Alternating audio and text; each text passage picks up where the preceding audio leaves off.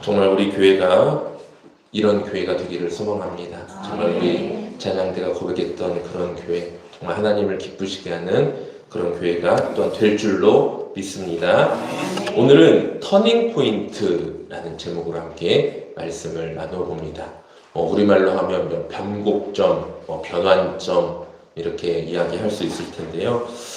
우리의 삶의 터닝 포인트를 어디에서 어떻게 마련해야 하는지 말씀을 통하여 우리가 함께 나눠보도록 하겠습니다. 지난주 저와 여러분은 두려움에 잠긴 방 안에 머물러 있었습니다. 부활하신 주님이 그 방 안으로 찾아오셔서 문을 열고 찾아오신 것이 아니라 그 문을 너머로 찾아오셔서 우리에게 이렇게 선포하셨습니다. 평강이 있을지어다. 오늘 우리가 서 있는 자리는 방 안이 아닌 길 위입니다. 그런데 그 길 위에 두 사람이 예루살렘을 등지고 걸어가고 있습니다.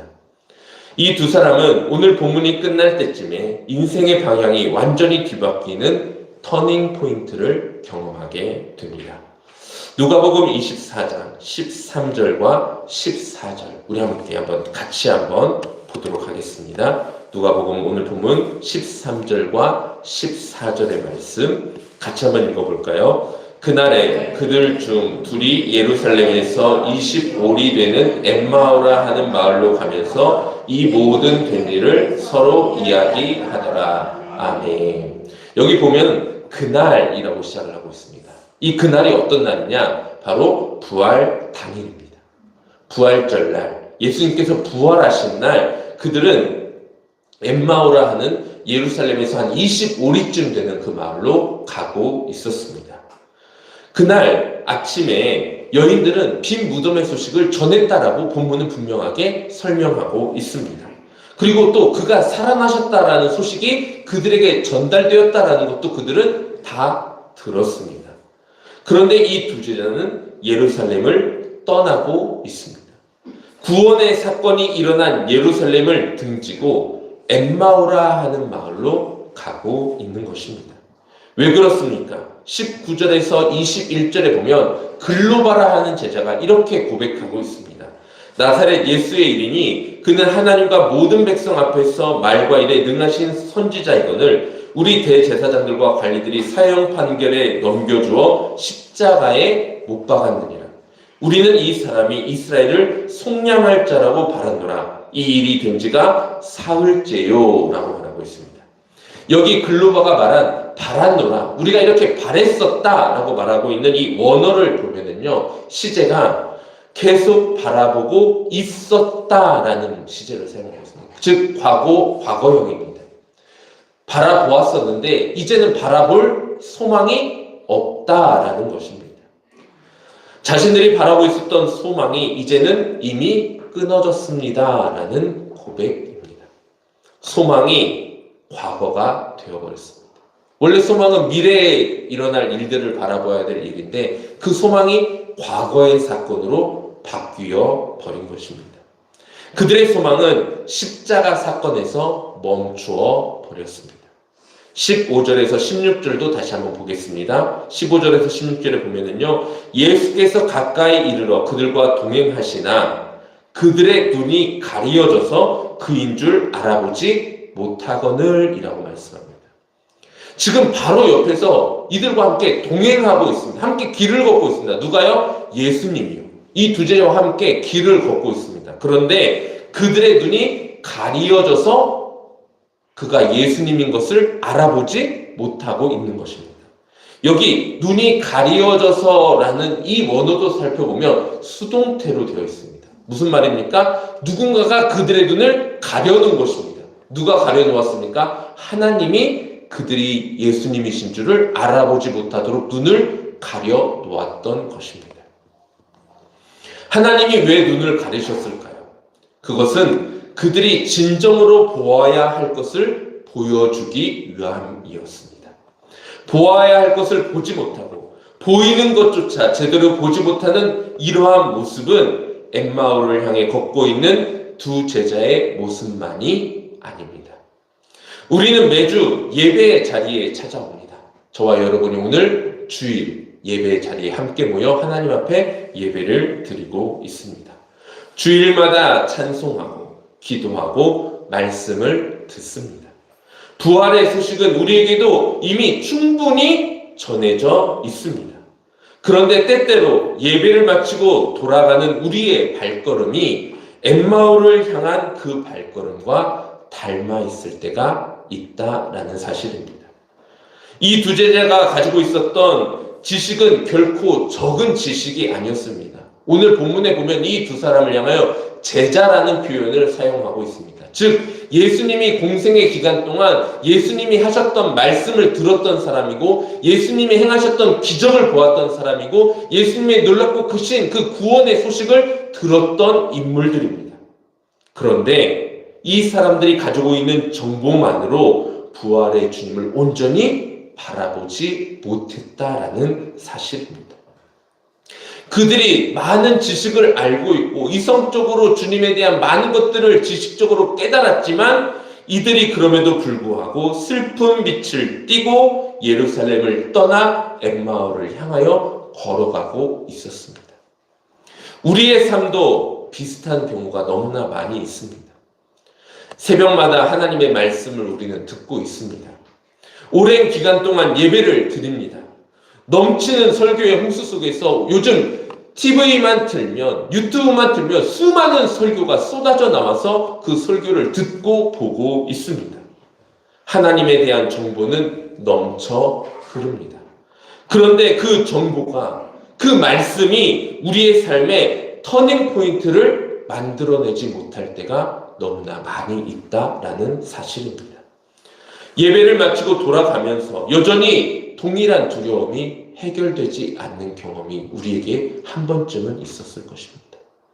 수많은 설교를 들으면서 그 말씀을 들을 때는 아멘! 오늘 목사님 설교가 너무 좋았다. 오늘 설교를 이 방송을 통하여 들은 하나님의 말씀이 너무 내 삶에 깨달음을 주었다라고 말하고 있지만 정작 내 삶에서 변화되는 것은 너무나 없는 그러한 무기력한 삶을 살아가기도 합니다. 오늘 본문에 등장하고 있는 이 두 제자의 문제는 부활을 몰랐던 것이 아니었습니다. 부활의 소식을 듣고도 그 소식이 자신들의 삶을 꿰뚫어 그 삶의 본질을 바꾸는 사건이 되지 못한 것입니다. 정보는 방향을 바꾸지 못합니다. 이성과 지성으로 신앙이 완성되는 것이 아닙니다. 우리의 신앙이 건강하게 바로 서기 위해 필요한 터닝 포인트가 있습니다. 그렇다면 엠마오로 향하던 두 제자의 삶의 방향을 뒤바꾼 터닝 포인트는 무엇이었을까요? 오늘 본문은 그것을 두 가지로 설명하고 있습니다. 먼저 첫 번째로 예수님께서 그 제자들과 함께 하셨던 두 가지 일이 있습니다. 첫 번째 일은 말씀을 풀어주신 것입니다. 25절에서 27절의 말씀 우리 같이 한번 읽어볼까요? 25절에서 27절 이르시되 미련하고 선지자들이 말한 모든 것을 마음에 더디 믿는 자들이여 그리스도가 이런 고난을 받고 자기의 영광에 들어가야 할 것이 아니냐 하시고 이에 모세와 모든 선지자의 글로 시작하여 모든 성경에 쓴 바 자기에 관한 것을 자세히 설명하시니라. 아멘. 두 제자에게는 십자가는 실패의 사건이었습니다. 그래서 엠마오로 돌아가는 것입니다. 예루살렘에 있었던 그 부활의 소식, 십자가의 사건이 그들에게 진정한 구원의 소식이었고 정말 예수 그리스도를 향한 온전한 믿음의 소식이었다면 그들은 예루살렘을 떠나지 않았을 것입니다. 그런데 그들은 예수님의 십자가 사건이 실패라고 믿었습니다. 그런데 오늘 예수님이 이 두 제자에게 성경을 풀어주시는데 그리스도가 이런 고난을 받아야 하고 자기의 영광에 들어가야 할 것이 아니냐 하시면서 모세와 모든 선지자의 글, 구약을 이야기하는 것입니다. 우리가 수요일 예배 때 말씀에 대해서 배울 때에 그 세 가지가 있다고 했잖아요. 구약, 유대인들이 보는 세 가지 성경.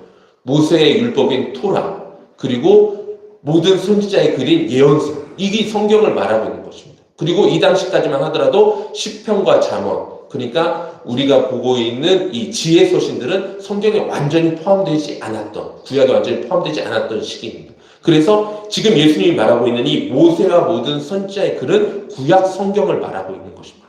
이 성경에 쓴 바, 이게 누구에 대하여 쓴 거다? 자기에 대하여, 예수님에 대하여 쓴 글을 설명을 하나하나 해주셨던 것입니다. 그러면서 예수님이 이 성경을 통하여 그 십자가가 실패가 아닌 구원의 완성이었음을, 그리고 구약 전체가 예수 그리스도를 가리키는 말씀이었음을 가르쳐 주신 것입니다. 그리고 32절에서 제자들은 이렇게 그 당시의 사건을 회고하고 있습니다. 예수님이 떠난 뒤에 우리에게 말씀하시고 우리에게 성경을 풀어주실 때 우리 속에서 마음이 뜨겁지 아니하였냐. 예수님이 이 성경을 풀어주셨을 때 제자들의 마음에 뜨거운 마음이 올라왔던 것입니다. 아멘. 그런데 놀라운 사실은 이 뜨거움만으로 아직 그들의 눈이 열리지 않았다라는 것입니다. 마음은 뜨거워졌지만 아직 완벽한 터닝 포인트가 그들에게 찾아오지 않았습니다. 두 번째입니다. 예수님께서 하신 두 번째 사건, 떡을 떼셨습니다. 30절에서 31절의 말씀입니다. 그들과 함께 음식 잡수실 때 떡을 가지사 축사하시고 떼어 그들에게 주시니 그들의 눈이 밝아져 그인 줄 알아보더니 예수는 그들에게 보이지 아니하시는지라. 아멘. 여기 떡을 가지사 축사하시고 떼어라는 표현이 나왔잖아요. 이 말씀이 어디에 동일하게 등장하냐면요, 누가복음 22장 19절에서 최후의 만찬, 예수님께서 성찬을 제정하셨던 그 동일한 말씀입니다. 예수님께서 최후의 만찬에 제자들에게 떡을 떼어주실 때에도 이 표현이 사용되었고, 지금 엠마오로 향하여 가고 있는 이 두 제자들에게 떡을 떼어주실 때도 동일한 표현으로 떡을 떼어주셨다라고 말하고 있습니다. 누가는 이 순간을 의도적으로 성찬의 사건과 연결지어주고 있는 것입니다. 바로 그 순간 가리어졌던 눈이 밝아졌다라고 말하고 있습니다. 여기가 바로 두 제자의 터닝 포인트였습니다. 그들의 눈이 밝아졌다. 이 밝아졌다라는 표현도요, 재미있게 수동태입니다. 즉, 가리신 분도 하나님이시고 열어주신 분도 하나님이시다라는 사실입니다. 말씀과 떡대심이 결합되었을 때 비로소 부활하신 주님을 알아보는 완전한 만남이 이루어지게 되었습니다. 이 만남이 이들의 삶을 완전히 뒤바꿔 놓은 터닝 포인트가 된 것입니다. 사랑하는 성도님들, 엠마오에서 일어났던 이 일은 2000년 전에 한 번의 사건으로 끝난 것이 아닙니다. 우리 한번 사도행전의 말씀으로 한번 가볼까요? 사도행전 2장의 말씀입니다. 사도행전 2장. 누가복음, 우리가 오늘 함께 읽었던 이 누가복음과요, 사도행전은 저자가 같습니다. 누가가 기록한 말씀입니다. 그래서 이 사도행전과 누가복음과 사도행전은 한 번에 이어서 보면 굉장히 유익하고요, 같은 시선으로 사건을 바라보고 있습니다. 누가복음 2장. 자, 베드로가 오순절에 설교를 하자 사람들의 마음이 찔렸고 38절에 보면은요, 베드로가 이렇게 대답하고 있습니다. 베드로가 이르되 너희가 회개하여 각각 예수 그리스도의 이름으로 세례를 받고 죄사함을 받으라. 그리하면 성령의 선물을 받으리니 라고 선포를 하고, 이날 몇천 명이 세례를 받습니까? 3,000명이 세례를 받게 됩니다. 초대교회에 일어났던 놀라운 부흥의 역사의 현장입니다. 엠마오에서 두 제자의 터닝 포인트가 그 누가복음의 말씀이었다면, 오순절에 이 3,000명이나 되는 사람들의 인생의 터닝 포인트는 바로 이 시점이었습니다. 그들이 성령을 받았을 때. 그리고 이 터닝 포인트를 경험한 초대교회 성도들이 어떻게 살았느냐, 42절의 말씀 우리가 함께 한번 읽어보겠습니다. 42절의 말씀입니다. 그들이 사도의 가르침을 받아 서로 교제하고 떡을 떼며 오로지 기도하기를 힘쓰니라. 아멘. 여기 사도의 가르침, 이것은 무엇을 의미하는 것일까요? 오늘 우리가 드리는 예배의 설교를 의미합니다. 사도의 가르침. 그리고 무엇을 했다고 나옵니까? 떡을 떼매. 이것은 무엇입니까? 성찬을 가리키는 말씀입니다. 엠마오에서 말씀과 떡을 떼심으로 눈이 열렸던 그 경험을 초대교회는 매주의 예배 가운데에서 지켜왔습니다. 터닝 포인트가 한 번의 사건으로 끝나지 않도록, 그들의 인생의 터닝 포인트가 매 주일마다 새롭게 일어날 수 있도록 매주마다 하나님의 말씀이 들려줬고 매주마다 하나님의 그 성찬이 베풀어졌던 것입니다. 사랑하는 성도님들, 오늘 우리 지연교회가 드리는 이 예배를 다시 한번 잘 살펴보시기 바랍니다. 말씀이 선포되고 떡과 잔이 나뉘어지는 예배입니다. 엠마오의 식탁에서 두 제자가 경험했던 그 터닝 포인트, 초대교회가 매주 모여 힘썼던 바로 그 터닝 포인트를 지금 우리가 이어가고 있는 것입니다. 그러므로 지금 우리 지연교회가 드리는 예배는 우리 인생의 터닝 포인트가 되는 예배가 되는 줄로 믿습니다. 말씀은 우리의 마음을 뜨겁게 만듭니다. 성찬은 우리의 눈을 활짝 열어줍니다. 이 둘이 결합될 때 우리는 매주 부활하신 예수 그리스도를 만나게 되고 우리의 삶의 작은 터닝 포인트를 하나하나 경험함으로 조금씩 예수 그리스도를 향하여 우리 인생의 방향을 바꾸어 갈 수 있게 되는 것입니다. 주일마다 내 삶에 가려진 부분이 한 겹씩 열리게 될 줄로 믿습니다. 닫혀있던 방향이 조금씩 돌이켜지는 놀라운 은혜가 우리의 삶의 자리에 일어나게 될 줄로 믿습니다. 눈이 열리게 된 엠마오의 두 제자가 어떻게 했는지를 한번 보시기 바랍니다. 다시 우리 본문으로 돌아와서 33절에 보면은요, 이렇게 고백하고 있습니다. 곧 그때로 일어나 예루살렘에 돌아가 보니 그들의 목적지가 바뀌었습니다. 그들은 원래 어디로 가려고 했습니까? 엠마오로 가려 했습니다. 그런데 그들은 그들의 발걸음의 방향을 돌이켜 예루살렘으로 다시 돌아왔습니다. 엠마오를 향하던 발걸음이 예루살렘으로, 절망의 방향이 소망의 방향으로 두 사람의 인생의 방향을 완전히 뒤바꾸어 놓았습니다. 말 그대로 주님의 말씀과 성찬이 그들의 인생의 터닝 포인트가 된 것입니다. 오늘 이 자리가 엠마오의 식탁이며 초대교회가 모였던 바로 그 자리입니다. 지금 우리에게 말씀이 풀어졌습니다. 이제 우리가 떡을 떼며 하나님의 은혜와 사랑 가운데로 나아갈 것입니다. 우리의 가려진 눈이 이 자리에서 열리고 우리의 삶의 방향이 부활하신 주님을 향하여 온전히 돌이켜지는 터닝 포인트의 은혜가 오늘 저와 여러분의 이 예배 현장 가운데서 함께하게 되기를 우리 주님의 이름으로 축복합니다. 우리 함께 주보에 나와 있는 공동 기도문을 함께 고백하며 기도하는 시간 갖도록 하겠습니다. 함께 공동 기도문을 읽습니다. 살아계신 하나님 아버지, 엠마오의 길 위에서 우리 곁을 걸어오시는 주님을 보게 하심에 감사합니다. 부활의 소식을 듣고도 가려진 눈으로 살아온 우리의 연약함을 고백합니다. 이 자리에서 풀어진 말씀이 우리의 마음을 뜨겁게 하시고 떼어지는 떡과 잔으로 우리의 눈을 열어 주옵소서. 이 예배가 우리 삶의 터닝 포인트가 되어 이번 한 주도 주님이 보내시는 자리로 기쁘게 걸어가는 우리가 되게 하옵소서. 예수 그리스도의 이름으로 기도드립니다. 아멘.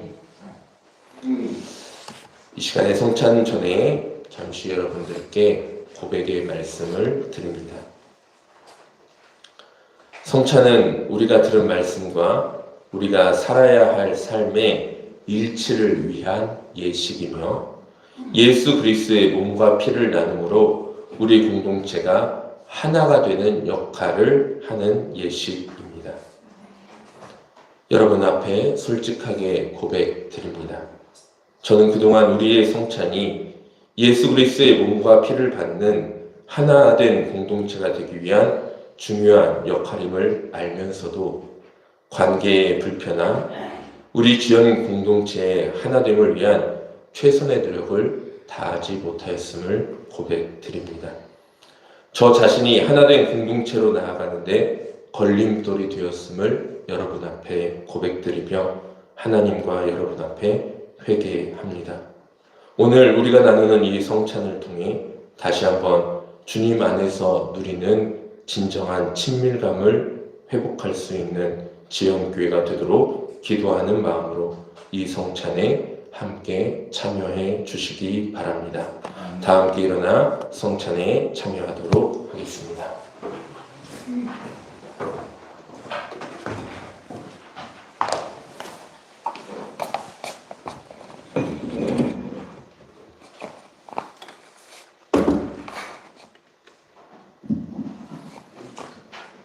제정의 말씀을 읽어드립니다. 그들과 함께 음식 잡수실 때에 떡을 가지사 축사하시고 떼어 그들에게 주시니 그들의 눈이 밝아져 그인 줄 알아보더니. 아멘. 이제 우리는 말씀을 듣고 그 말씀을 눈으로 보고 입으로 받아 우리의 몸 안으로 받아들이는 성찬의 자리로 나아갑니다. 성찬은 우리의 믿음을 증명하는 자리가 아닌 주님의 사랑이 더욱 선명하게 증거되는 자리입니다. 말씀을 통해 뜨거워진 우리의 마음이 이 떡과 잔을 통하여 부활하신 주님을 만나는 자리로 변화되기를 주님의 이름으로 축복합니다. 성령의 임재를 구하며 함께 기도하겠습니다. 거룩하신 하나님 아버지, 이 시간 우리가 나누는 떡과 잔 위에 성령으로 임재하여 주옵소서.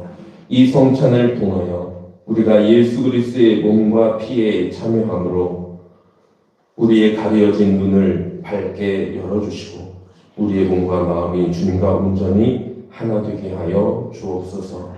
하나님, 엠마오로 향하던 제자들의 발걸음을 돌려주셨듯이 이제 우리의 마음을 돌이키사 주님께 더 가까이 나아가는 한 몸 된 공동체로 우리 모두를 다시 빚어 주옵소서. 우리 주 예수 그리스도의 이름으로 기도드립니다. 아멘. 사도신경으로 우리의 신앙을 고백합니다. 나는 전능하신 아버지 하나님 천지의 창조주를 믿습니다. 나는 그의 유일하신 아들 우리 주 예수 그리스도를 믿습니다. 그는 성령으로 잉태되어 동정녀 마리아에게서 나시고 본디오 빌라도에게 고난을 받아 십자가에 못 박혀 죽으시고 장사된 지 사흘 만에 죽은 자 가운데서 다시 살아나셨으며 하늘에 오르시어 전능하신 아버지 하나님 우편에 앉아 계시다가 거기로부터 살아있는 자와 죽은 자를 심판하러 오십니다. 나는 성령을 믿으며 거룩한 공교회와 성도의 교제와 죄를 용서받는 것과 몸의 부활과 영생을 믿습니다. 아멘.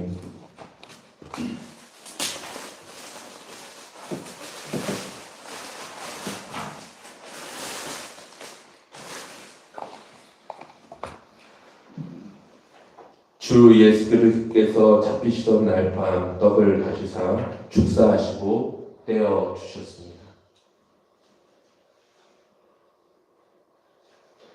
저도 지금 주님의 이름으로 이 떡을 나누어 드립니다. 우리를 위해 찢기신 몸을 기념하며 주님의 떡에 참여하시기 바랍니다. 기도하겠습니다.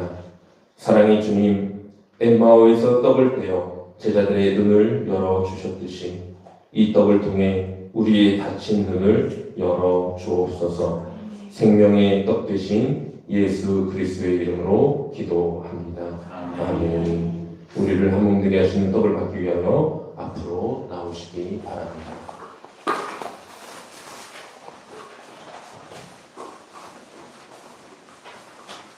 이것은 주님의 몸입니다. 이것은 주님의 몸입니다.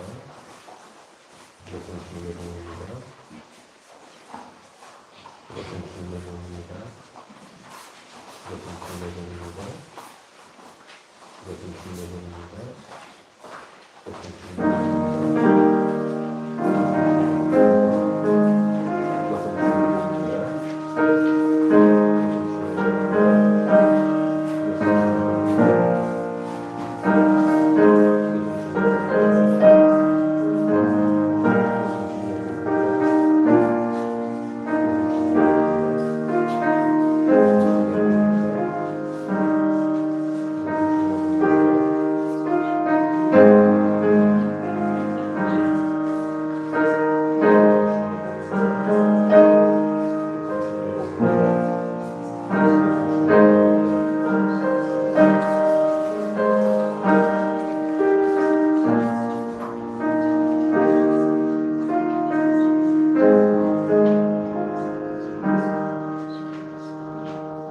이 떡은 엠마오에서 제자들의 눈을 여셨던 바로 그 떡이며 우리의 삶의 터닝 포인트를 여시는 주님의 몸입니다. 함께 주님의 몸을 우리의 삶으로 맞이하겠습니다.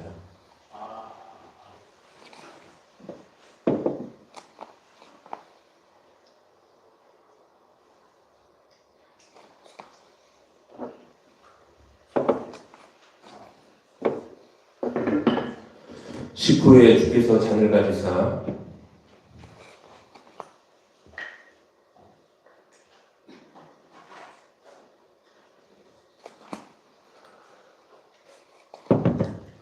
축사하신 후 이 잔은 나의 피로 세운 새 언약이니 많은 사람의 죄사함을 위하여 흘림이라 하셨습니다. 우리가 이 잔을 받을 때 합당하게 믿음으로 받아 언약의 축복이 새로워지기를 소망합니다. 기도하겠습니다. 거룩하고 은혜로우신 주님, 이 잔을 들고 주님의 이름을 부릅니다. 이 보혈로 우리의 삶의 방향을 온전히 변화시켜 주시고 우리를 온전히 새롭게 하여 주옵소서. 예수님을 향한 우리의 발걸음이 멈추지 않는 생명의 보혈 되게 하여 주옵소서. 예수 그리스도의 이름으로 기도드립니다. 아멘.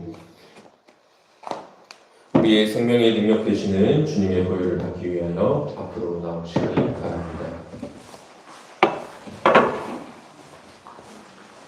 이것은 주님의 피입니다. 이것은 주님의 피입니다. 이것은 주님의 피입니다. 이것은 주님의 피입니다. 이것은 주님의 피입니다. 이것은 주님의 피입니다. 이것은 주님의 피입니다.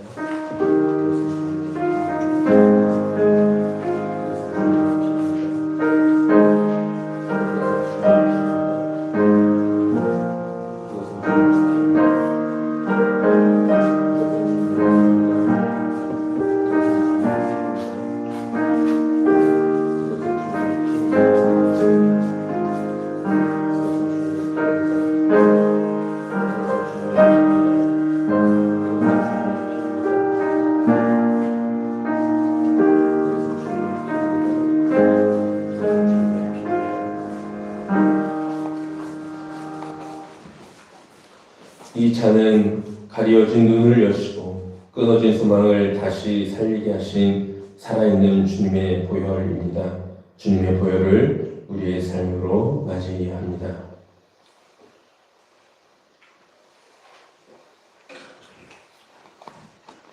기도하겠습니다. 은혜의 하나님 아버지, 오늘 말씀과 성찬을 통하여 우리를 다시 주님의 몸으로 세워주심을 감사합니다. 떡과 잔을 통해 받은 이 은혜가 우리의 삶 속에서 흘러가게 하시고 엠마오의 두 제자처럼 우리의 삶의 터닝 포인트가 이 자리에서 일어났으니 이 은혜를 품고 각자의 삶의 자리로 기쁘게 나아가게 하여 주옵소서. 예수 그리스도의 이름으로 기도드립니다. 아멘.